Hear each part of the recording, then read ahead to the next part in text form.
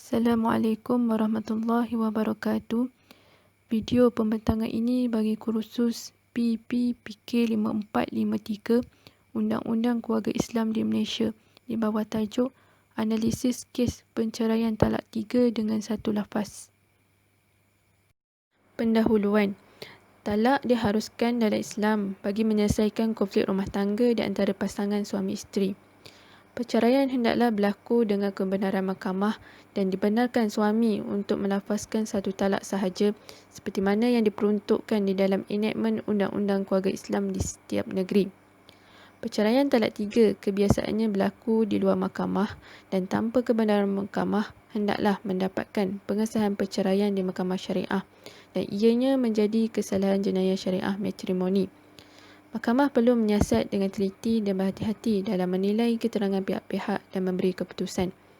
Mahkamah perlu mengambil kira beberapa faktor agar keputusan menjatuhkan talak 3 tidak akan menimbulkan kemudaratan kepada pihak-pihak yang terlibat. Selain bentuk talak yang dilafazkan, faktor-faktor luar kawalan suami seperti kewujudan unsur paksaan, hilang kewarasan atau kawalan diri perlu diberi perhatian ketika proses siasatan oleh mahkamah.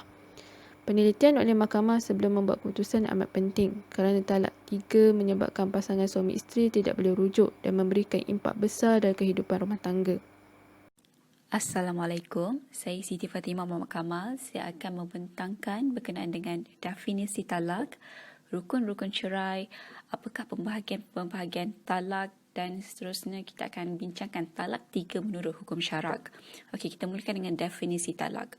Okey, dalam bahasa Arab dia mempunyai dua makna, iaitu makna yang pertama, membebaskan ikatan seperti membebaskan ikatan tali kuda. Makna yang kedua adalah membebaskan ikatan perkahwinan, iaitu ikatan yang terjalin antara suami dan isteri. Dari segi hukum syarak, talak bermaksud membebaskan ikatan perkahwinan melalui perkataan seperti talak atau seumpamanya seperti lepas, tinggal dan cerai sebagaimana yang biasa dipraktikkan dalam kalangan masyarakat kita. Okey, sebenarnya perkataan talak ni dah disebutkan dalam Al-Quran sebanyak 11 kali. 8 kali dalam surah Al-Baqarah dan sekali dalam surah Al-Talaq, Al-Tahrim dan Al-Ahzab. Sebagaimana firman Allah Subhanahu Taala, "At-talaqu marrataini fa imsakun bima'rufin aw tasrihun biihsan."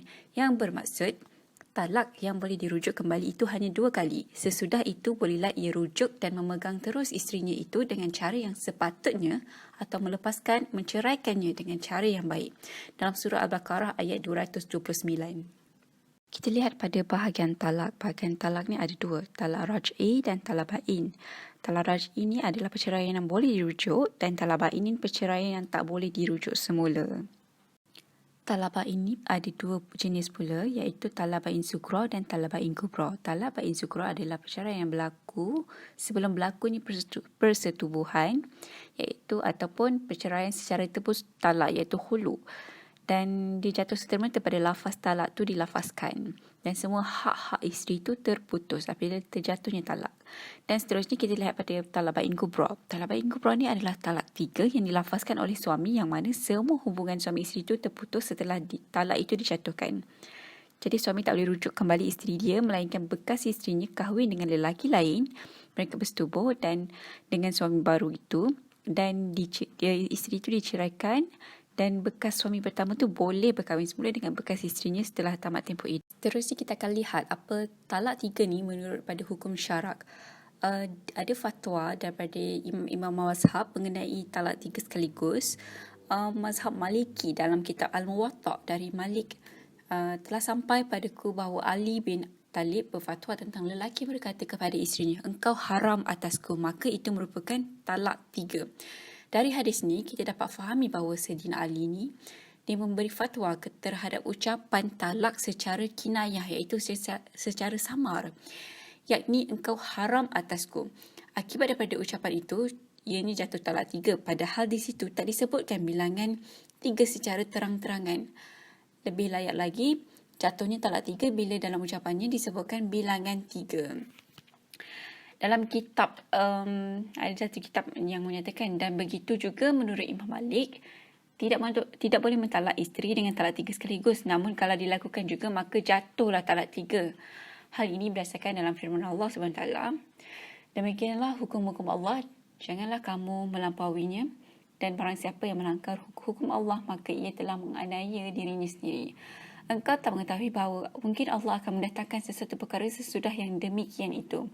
Dalam surah Al-Talaq ayat 1. Jadi perkara yang dimaksudkan dalam ayat ini adalah Allah telah menjadikan wanita dimaksudkan sebagai wanita yang hilang hak isteri. Maknanya tak dapat didekati lagi oleh suami dengan sebab jatuhnya talak 3 sekaligus. Kalau sekiranya talak seperti itu tak jatuh dan tak pula dijatuhkan hukum, nescaya dia tak lagi kehilangan hak dia sebagai isteri itu. Dan tak pula dia menganiaya diri dia sendiri. Itulah maksud pada ayat daripada surah At-Talaq tadi. Ada dalam satu riwayat dalam ayat 229 surah Al-Baqarah berkenaan dengan pergaduhan Aisyah binti Abdul Rahman bin Atiq kepada Nabi Muhammad SAW bahawa ia telah ditalak oleh suaminya yang kedua, iaitu Abdul Rahman bin Zubair, dan akan kembali kepada suaminya yang pertama, iaitu Rifa'ah bin Wahab, yang telah talak bain kepadanya. Aisyah dia berkata, Abdul Rahman bin Zubair telah mentalak saya sebelum menggauli. Apakah saya boleh kembali kepada suami yang pertama? Maka Nabi jawab, tidak, kecuali kamu telah digauli oleh suami yang kedua. Jadi kejadian ni dia membenarkan seorang suami tu yang telah talak bain isteri dia, diberkahwin semula dengan isterinya setelah isteri itu disetubuhi dan diceraikan oleh suaminya yang kedua. Tapi berlainan pula dalam kes Abdullah bin Umar. Rasulullah SAW dia mengharuskan Abdullah bin Umar untuk merujuk isterinya yang telah ditalaknya pada waktu haid. Sebagaimana sabdanya, suruh dia merujuk isterinya semula. Jadi ini menunjukkan bahawa talak yang berdasarkan sunnah atau tak berdasarkan sunnah akan berlakunya hukum. Dan ia adalah mengikut pada pandangan mazhab fuqaha dan para ulama Islam pada umumnya. Jadi, dengan demikian dapat disimpulkan menurut mazhab Maliki ini, dia tidak boleh menjatuhkan talak 3 sekaligus. Tapi kalau itu terjadi, maka ia dianggap sah dan berlakulah sebagai talak 3. Mengikut mazhab Imam Syafi'i pula dalam kitabnya, dia merujuk pada firman Allah SWT dalam surah Al-Baqarah ayat 229, talak itu 2 kali. Setelah itu boleh rujuk lagi secara baik atau menceraikan dengan cara yang baik. Pada ayat 230, Allah Subhanahu Wa Taala berfirman, lalu jika suami mentalaknya sesudah cerai yang kedua, maka tidaklah si wanita itu halal baginya sehingga dia kahwin lagi dengan suami yang lain. Dengan demikian, Al-Quran telah menunjukkan bahawa orang yang mentalak isterinya dengan talak 3 sekaligus, baik sesudah dia digauli atau belum, jadi bekas isterinya itu tak halal baginya sehingga dia berkahwin semula dengan suami yang baru. Jadi apabila seorang lelaki berkata kepada isterinya, engkau tertalak 3, maka haramlah ia baginya, kecuali kalau dia sudah berkahwin dengan suami yang baru dan diceraikan oleh suami baru itu dan telah melakukan persetubuhan. Jadi bagi fatwa Imam Syafi'i ini jelaslah bahawa talak 3 sekaligus adalah jatuh 3 dan suami tak boleh rujuk semula. Kalau itu dilakukan, maka perkahwinannya adalah tidak sah. Seterusnya saya sambung mengenai perceraian talak menurut Undang-Undang Keluarga Islam. Di Malaysia, hukum perceraian telah ditakninkan ataupun dikanunkan ke dalam bentuk Undang-Undang Keluarga Islam yang tersusun.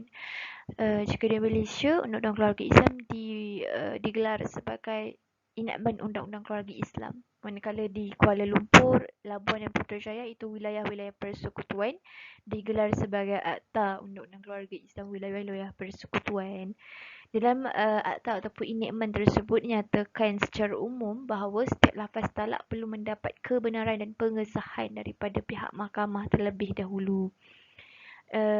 Terdapat 2 jenis perceraian yang didaftarkan di mahkamah, iaitu pertama perceraian dengan kebenaran mahkamah dan yang kedua perceraian tanpa kebenaran mahkamah. Bagi perceraian dengan kebenaran mahkamah, ia melibatkan permohonan perceraian oleh salah satu pihak untuk memohon sebuah perceraian. Jadi sekiranya mahkamah benarkan ataupun mengarahkan untuk suami tersebut untuk melafazkan cerai, Jadi, perceraian itu digelar sebagai perceraian dengan kebenaran mahkamah. Ianya adalah di bawah Seksyen 47 atau Undang-Undang Keluarga Islam Wilayah-Wilayah Persekutuan 1984. Seterusnya, bagi pendaftaran jenis yang kedua iaitu pendaftaran perceraian tanpa kebenaran mahkamah. Perceraian tanpa kebenaran mahkamah ini adalah melibatkan kes-kes perceraian yang mana si suami tersebut telah melafazkan lafaz talak ataupun lafaz cerai di luar daripada mahkamah. Mungkin berlaku pergaduhan dan terlanjur melafazkan lafaz cerai tersebut. Jadi, pihak perlu mendapatkan pengesahan daripada mahkamah. Pengesahan tentang apa? Pengesahan tentang lafaz tersebut sama ada menggugurkan talak tersebut, menggugurkan talak ataupun tidak. Ianya diperuntukkan di bawah Seksyen 455A Akta Undang-Undang Keluarga Islam Wilayah-Wilayah Persekutuan. Seterusnya, bagi kes pengesahan lafaz talak 3 dengan satu lafaz, ianya tidak diperuntukkan dalam mana-mana akta atau enactment di Malaysia, sama ada menjatuhkan talak 3 atau talak 1. Malaysia tak sama macam sesetengah negara iaitu di Mesir. Sekiranya di Mesir telah ditakninkan bahawa setiap lafaz talak 3 dengan satu lafaz ianya menjatuhkan satu talak sahaja. Jadi di Malaysia, peruntukan mengenai pengesahan lafaz talak 3 dengan satu lafaz tidak diperuntukkan. Oleh hal demikian, hukum syarak perlu dijadikan panduan utama bagi hakim mahkamah syariah bagi memutuskan keputusan dalam kes melibatkan lafaz talak 3. Bagi prosedur yang melibatkan tentang perceraian, termasuklah pengesahan lafaz talak di luar daripada mahkamah, ianya adalah di bawah bidang kuasa Mahkamah Rendah Syariah, yang mana ianya diperuntukkan di bawah Seksyen 47 atau Pentadbiran Undang-Undang Islam Wilayah-Wilayah Persekutuan 1993. Ianya boleh dirayu ke Mahkamah Tinggi Syariah sekiranya pihak-pihak tidak berpuas hati dan seterusnya ke Mahkamah Rayuan Syariah. Prosedur pertama adalah melibatkan dokumen. Dokumen yang perlu adalah pihak-pihak perlu failkan saman dan pernyataan tuntutan yang mana dalam saman dan pernyataan tuntutan tersebut mengandungi nama dan maklumat plaintiff, nama dan maklumat defendant, maklumat latar belakang perkahwinan, maklumat kehidupan perkahwinan secara ringkasnya. Seterusnya, yang paling penting adalah maklumat lafaz perceraian yang telah dibuat di luar mahkamah. Perkara yang kelima inilah yang akan menjadi penentu ataupun menjadi pertimbangan mahkamah sebelum membuat satu keputusan. Maklumat-maklumat ini perlu dinyatakan secara jelas dalam dokumen tersebut. Sekiranya terdapat audio ataupun bukti dari sudut tulisan, perlu juga dilampirkan di dalam penyataan tuntutan tersebut. Seterusnya, setelah dokumen ataupun kertas-kertas kausa tersebut difailkan oleh mahkamah, mahkamah akan menetapkan satu tarikh untuk perbicaraan, sebutan dan perbicaraan. Dalam perbicaraan, kebiasaannya pihak hakim akan mengambil keterangan pihak yang melafazkan iaitu suami, orang yang ditalak iaitu isteri dan juga sekiranya diperlukan saksi-saksi ataupun bukti-bukti yang lain berbentuk dokumen dan sebagainya. Setelah mahkamah berpuas hati dengan segala keterangan dan pembuktian yang diberikan, mahkamah akan membuat satu keputusan. Itulah prosedur bagi pengesahan lafaz talak di Malaysia. Dari sudut bidang kuasa Mahkamah Syariah, Mahkamah Syariah memperuntukkan Seksyen 47 atau Pentadbiran Undang-Undang Islam Wilayah-Wilayah Persekutuan yang telah disebutkan dan diterangkan sebentar tadi, iaitu kes-kes yang melibatkan perceraian adalah di bawah bidang kuasa Mahkamah Rendah Syariah. Kebiasaannya dalam kes-kes yang melibatkan pengesahan lafaz talak, tiada isu yang berbangkit berkenaan dengan bidang kuasa Mahkamah Syariah. Semua kes pengesahan lafaz cerai akan dimulakan di Mahkamah Rendah Syariah terlebih dahulu, boleh dirayu ke Mahkamah Tinggi Syariah, seterusnya ke Mahkamah Rayuan Syariah. Seterusnya, bagi isu yang kedua iaitu sama ada rukun talak telah dipenuhi atau tidak, mahkamah akan mempertimbangkan kelima, 5 rukun talak yang telah ditetapkan oleh syarak, iaitu yang pertama suami, sirah, kasat, orang yang talak dan wilayah alaih. Biasanya dalam kes pengesahan lafaz cerai ini, mahkamah akan menekankan tentang isu sirah, tentang rukun kasat, dan yang ketiga adalah tentang rukun wilayah alaih. Kebiasaannya terdapatnya perbahasan di dalam ataupun terdapat perbahasan ataupun keterangan yang perlu diteliti oleh pihak mahkamah berkenaan dengan rukun yang kedua, ketiga dan kelima. Berkenaan dengan rukun yang ketiga dan keempat, bagi yang ketiga iaitu sirah lafaz, mahkamah akan melihat terlebih dahulu sama ada lafaz tersebut adalah lafaz sharih ataupun lafaz kinayah.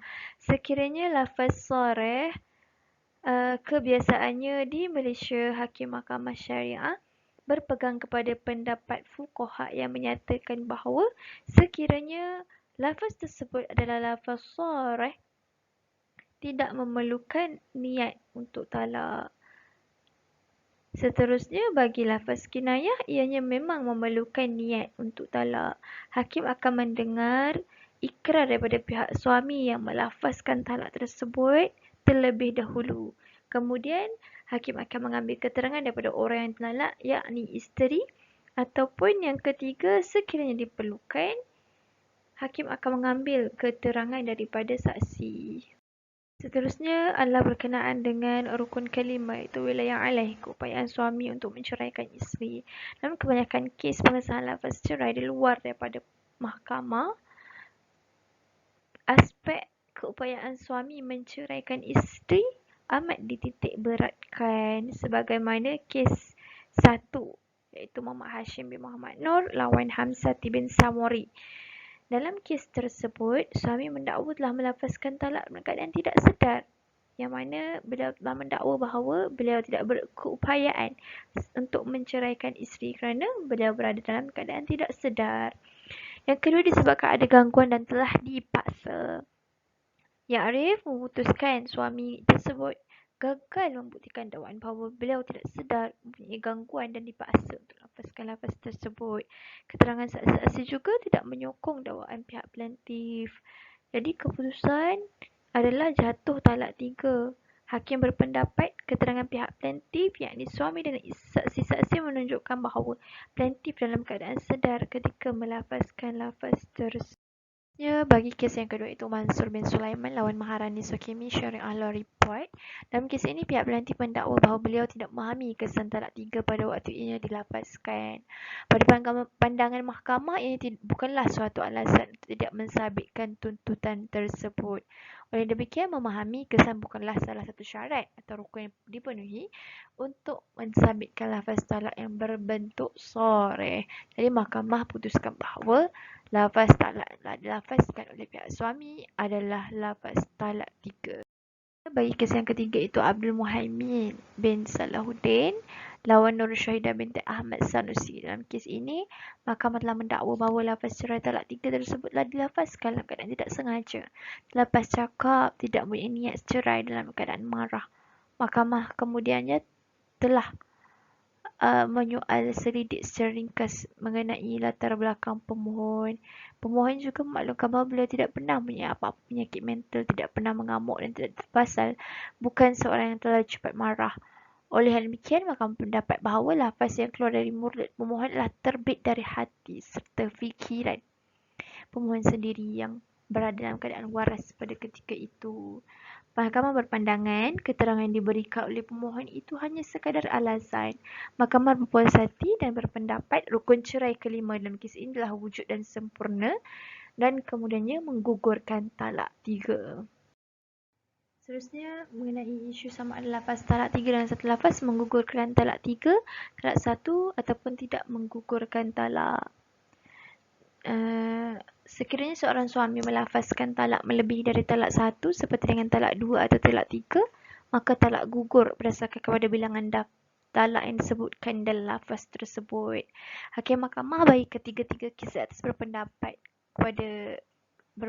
ataupun bersetuju So, mengambil pandangan jumhur ulama, imam mazhab 4, tabi'in dan kebanyakan para sahabat.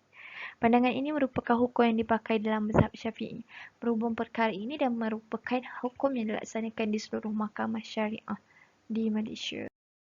Dalam kes Seri Muhammad Husin bin Abdul Ghani dan Hazimah binti Mat Yusof, Jurnal Hukum 1991, Jilid 7 bilangan 2, suami telah melafazkan talak dengan lafaz, "Aku ceraikan awak dengan talak 3." Dilafazkan di hadapan isteri yang hamil dan seorang saksi dalam keadaan berlaku perselisihan. Maka Mahkamah Rendah Syariah memutuskan jatuh talak 3. Pihak-pihak tidak berpuas hati dan membuat rayuan dan suami berhujah bahawa dia mengikut mazhab Hanafi. Lembaga Rayuan Syariah memutuskan menggunakan pendapat mazhab Hanafi dan memandang kepada pendapat jumhur ulama mazhab itu dan perkembangan di negeri-negeri yang mengikut mazhab itu, bahawa lafaz talak 3 sekaligus pada satu masa oleh suami di dalam kes ini talak 1 sahaja. Lebih-lebih lagi apabila isteri itu hamil. Mahkamah menerima rayuan dan memutuskan isteri telah diceraikan dengan talak 1 dalam kes ini. Berdasarkan kes tersebut, dalam membuat keputusan, mahkamah merujuk kepada sumber undang-undang Islam kerana tiada dalam peruntukan undang-undang keluarga Islam berkaitan kesan pengesahan lafaz talak 3 dalam satu majlis dan melihat kepada kemaslahatan pihak-pihak. Seterusnya dalam kes Ramli bin Sulaiman lawan Rohani binti Abdul Hamid 2010, Jurnal Hukum Jilid 30 bilangan 1, lafaz yang diucapkan perayu berbunyi, "Aku ceraikan talak 3" akibat berlaku perbalahan dan tiada saksi. Wujud dua lafaz lain yang didengari oleh isteri iaitu, "Saya ceraikan awak talak 3" dan "Aku ceraikan kau dengan talak 3". Perayu tidak berpuas hati dengan keputusan Mahkamah Rendah Syariah Jasin Melaka yang mensabitkan jatuh talak 3 tanpa memberikan pertimbangan kepada lafaz dan keadaan pemikiran perayu. Mahkamah Tinggi Syariah berpendapat fakta kes yang dipertikaikan ialah lafaz talak kerana wujud perjanggahan. Namun lafaz talak yang diucapkan oleh suami diambil kira oleh mahkamah. Lafaz talak yang diucapkan oleh suami tanpa khitab ke atas isterinya tidak menjatuhkan talak walaupun menyebut talak 3. Mahkamah memerintahkan bahawa lafaz talak tersebut tidak sabit talak 3. Dalam kes ini, mahkamah perlu membuat penelitian secara terperinci mengenai lafaz talak dan proses siasatan hendaklah secara teliti dan berhati-hati oleh mahkamah. Manakala dalam kes Ri Muhammad Izzuddin bin Amiruddin dan Zulaikha binti Karim, Jurnal Hukum 2018, Jilid 46 bilangan 1, perayu 1 melafazkan talak berbunyi, "Aku ceraikan kau talak 3" kepada perayu 2. Mahkamah Rendah Syariah Alor Gajah membuat keputusan sabit talak 3. Perayu 1 dan perayu 2 tidak berpuas hati dan membuat rayuan. Di peringkat Mahkamah Tinggi Syariah menolak rayuan dan mengekalkan keputusan Mahkamah Rendah Syariah. Manakala di peringkat Mahkamah Rayuan mendapati satu isu sahaja iaitu sama ada perayu sebagai orang awam boleh mengemukakan bukti terhadap suatu fakta yang telah dibangkitkan di mahkamah bicara, sedangkan bukti baru diperolehi. Mahkamah berpendapat ianya bukan fakta baru kerana telah ditanya oleh hakim bicara tentang kewarasan perayu.